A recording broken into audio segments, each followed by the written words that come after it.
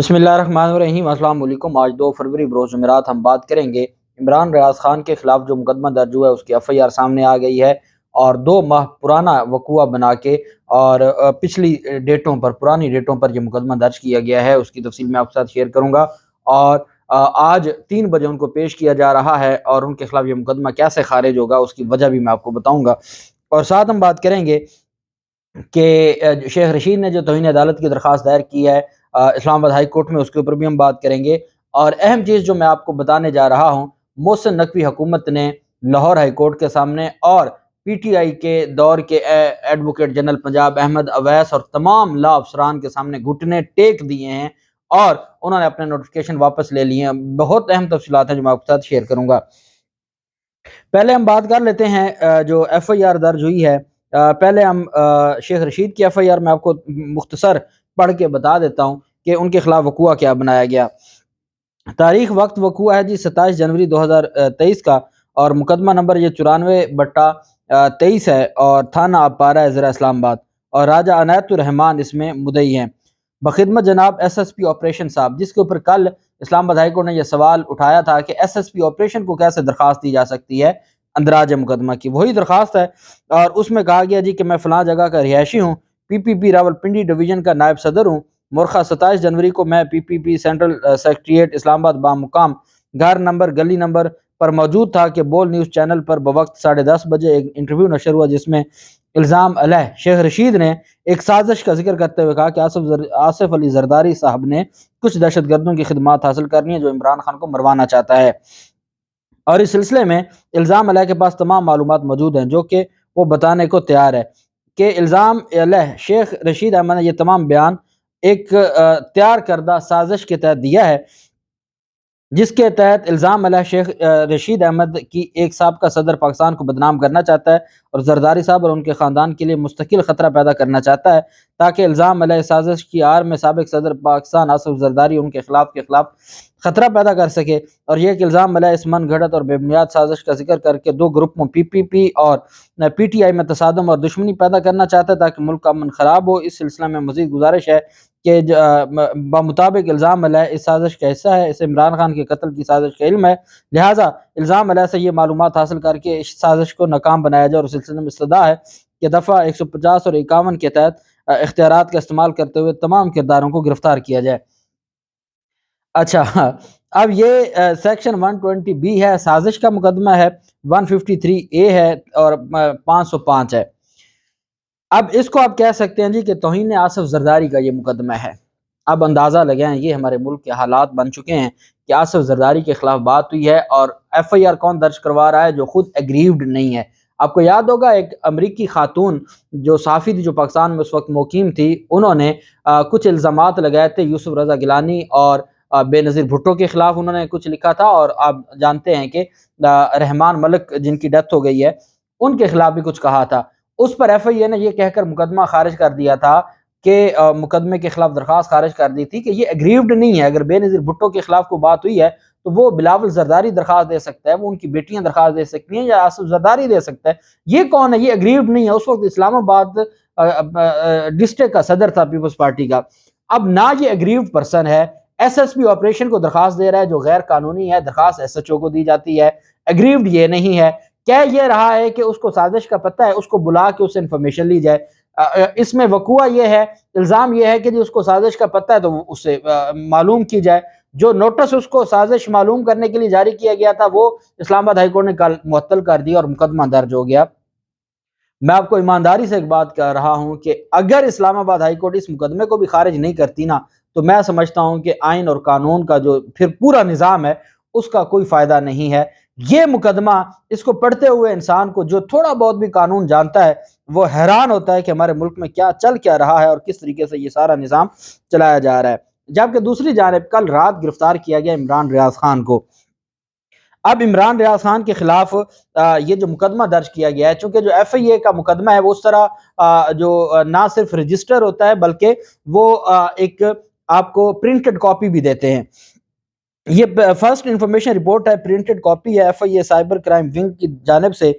मुकदमा नंबर है जी 253/2022 और ये ईयर है 2022 का और तारीख व वक्त वकूआ है 29/11/2022 29 نومبر جس دن قمر باجوہ ریٹائر ہو گئے تھے، اور انہوں نے اپنی جو چھڑی ہے وہ جو موجودہ آرمی چیف ہے ان کے حوالے کی جا رہی تھی، اور وہ ایونٹ تھا 25 جنوری کا 29 نومبر کا۔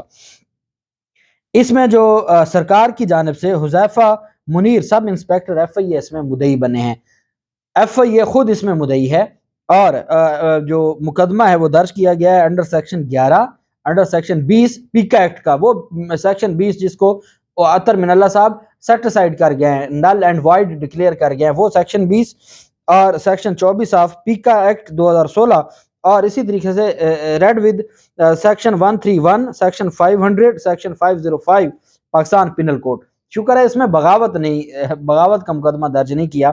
اب اس میں جو وقوع ہے اس میں یہ کہا گیا ہے جی کہ during cyber patrolling it has been observed that Mr. Imran Riaz Khan journalist is found involved in publicly making hate speech at conference which falls under the territorial jurisdiction of FIA cybercrime.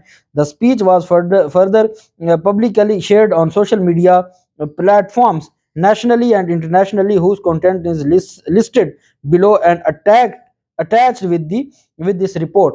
کہ جی جو عمران ریاض خان نے بات کی ہے وہ کیا ہے جس پر یہ مقدمہ درج کیا گیا ہے۔ اچھا جی، مقدمہ یہ درج ہوا کہ جی ایک کر کے ہم ہارتے رہیں گے، جینا ہے تو مل کر چلنا پڑے گا۔ یہ 2 دن پہلے جنرل باجوہ صاحب نے خطاب کیا ہے، اپنا آخری خطاب۔ جنرل باجوہ صاحب نے کلیم کیا کہ ان کے ادارے کا سیاست سے کوئی تعلق نہیں ہے۔ میں آپ لوگوں سے اس سے پہلے ملا ہوں، کبھی نہیں نہ ملا، آپ سے پوچھ لیتے ہیں کیا آپ کو لگتا ہے کہ جنرل صاحب نے جو فرمایا ہے، جو کہہ رہے ہیں general Qamar Javed Bajwa army chief Pakistan کے، ان کے ادارے کا سیاست سے کوئی تعلق نہیں ہے، کیا یہ بات درست ہے؟ چلو جنرل صاحب کو بھی دکھاتے ہیں۔ جنرل صاحب یہ دیکھیں، ادھر موڑو کیمرہ۔ اب وہ کسی کانفرنس میں تقریر کر رہے ہیں اور وہ کہتے ہیں کہ جی آپ سے، عوام جو وہاں پر شرکات ہیں ان سے پوچھ لیتے ہیں، کہتے ہیں کہ ساتھ عمران ریاض خان نے کہا کہ یہ کیمرہ موڑو عوام کی طرف اور باجوہ صاحب دیکھ لیں کہ عوام کا کیا جواب ہے۔ سوال کیا تھا کہ کیا ہمارے اداروں کا سیاست سے کوئی تعلق نہیں ہے؟ تو اس پر جو ہے وہ یہ ہو گیا اعتبار آپ کا، ان کو باہر پوچھو لوگ کس کی عزت کرتے ہیں، اور تمام لوگوں نے ہاتھ کھڑا کیا اس سوال کے جواب میں کہ عوام کو یقین ہے کہ ہمارے اداروں کا، قمر باجوہ صاحب نے جو فوج کا کہا ہے ان کا سیاست میں سے تعلق ہے، وہ سیاست میں مداخلت کر رہے ہیں۔ کسی ایک نے بھی وہاں پہ بیٹھے یہ ہاتھ کھڑا نہیں کیا کہ قمر باجوہ صاحب درست فرما رہے ہیں۔ اس پر آگے جو لکھا گیا کہ عمران ریاض خان نے کہا کہ وہ گیا آپ کا اعتبار، آپ باہر نکلو، پوچھو لوگ کس کی عزت کرتے ہیں، پتہ کرو مارنے والوں کی عزت کرتے ہیں یا مرنے والوں کی، پوچھو جنہوں نے زمین تنگ کی، جنہوں نے مارا، یا ان لوگوں کی عزت کرتے ہیں، نکل کے پوچھو پوری دنیا کے لوگوں سے، اور جاؤ نکلو پوری دنیا کے اندر، تمہاری اوقات کا پتہ چلے، لوگ تم سے پیار کرتے ہیں یا جان دینے والے عرش شریف سے پیار کرتے ہیں، پوچھو جا کے، آئینہ نظر آئے گا، اوقات پتہ چلے گی۔ جان سے ہی مار دیا اس ملک کو انہوں نے، اس کے لیے جہنم بنا دیا تھا، صابر شاکر کے لیے جہنم بنایا تھا، سب کو پریشان کیا، ہمارے خاندانوں تک کو ہراساں کیا گیا کیونکہ ہم اکیلے لڑ رہے تھے۔ یہ کانٹینٹس ہے جس کی بنیاد پر پھر آگے کہا گیا جی کہ یہ مقدمہ درج کیا گیا۔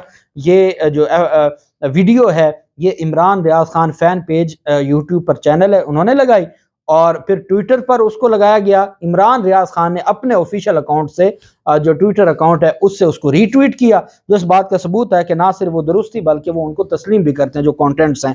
اور اس بنیاد پر جناب اس کو آپ کہہ سکتے ہیں کہ قمر باجوہ پر تنقید کا یہ کیس ہے۔ وہاں توہین آصف زرداری ہے، یہاں توہین قمر باجوہ کا یہ مقدمہ ہے جو عمران ریاض خان پر درج کیا گیا ہے۔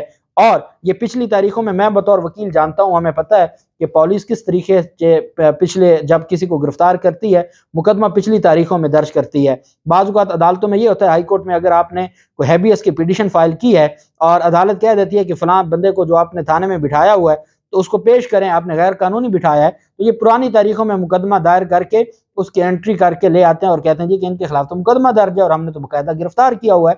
تو یہ ایک پورا ایک نظام ہے۔ بہرحال اب یہ مقدمہ درج ہو گیا۔ 3 بجے غلام مرتضیٰ ورک صاحب ہیں، جوڈیشل مجسٹریٹ ہیں ضلع کچہری لاہور میں، ان کی عدالت میں پیش کیا جائے گا، جبکہ پاکستان جو ہیں پاکستان تحریک انصاف کے اتحادی بھی ہیں شیخ رشید، ان کے بھانجے نے درخواست دائر کر دی ہے، اور اس میں یہ کہا گیا ہے کہ جی شیخ رشید کو گرفتار کیا گیا، ان کے خلاف مقدمہ درج کیا گیا ہے، یہ جسٹس جہانگیری کے فیصلے کی خلاف ورزی ہے، توہین عدالت کی کارروائی شروع کی جائے۔ اس پر بھی آج ہی سماعت ہوگی کچھ دیر کے بعد، اس کی تفصیل بھی اگلے ویلاگ میں آپ کے ساتھ شیئر کروں گا۔